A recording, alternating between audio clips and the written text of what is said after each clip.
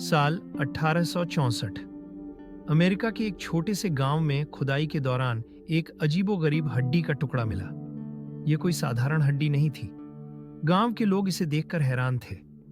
इतनी बड़ी हड्डी किसकी हो सकती है? क्या यह किसी विशाल जानवर की है जो आज के समय में नहीं देखा जाता?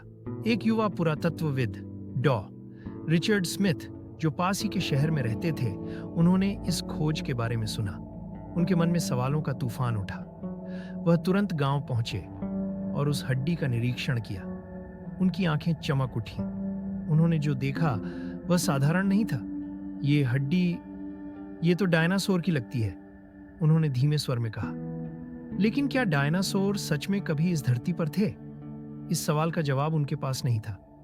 डॉ रिचर्ड ने तुरंत उस हड्डी को प्रयोगशाला में परीक्षण के लिए भेजा। जब परीक्षण का परिणाम आया तो उनके होश उड़ गए। हड्डी 65 मिलियन साल पुरानी थी। लेकिन इस खोज ने एक नया सवाल खड़ा कर दिया। अगर डायनासोर 65 मिलियन साल पहले पृथ्वी पर थे तो वे कहां गए? एक रात डॉ रिचर्ड अपने अध्ययन कक्ष में बैठे थे। तभी उनका ध्यान एक किताब पर गया।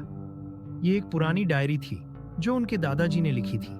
इसमें लिखा था, 1960 में मैंने हिमालय की एक पहाड़ी पर अजीबोगरीब निशान देखे थे जो किसी विशाल जीव के थे। क्या ये निशान भी डायनासोर के थे? क्या डायनासोर हिमालय में बचे थे? ये सोचकर डॉक्टर रिचर्ड ने तुरंत हिमालय जाने का फैसला किया। वहां पहुंचकर उन्होंने उन्हीं निशानों को खोजने की कोशिश की। कई दिन की खोज के बाद उन्हें पहाड़ की एक गुफा में वही निशान मिले। यह कोई सामान्य निशान नहीं थे। रिचर्ड ने उस गुफा की गहराई में प्रवेश किया।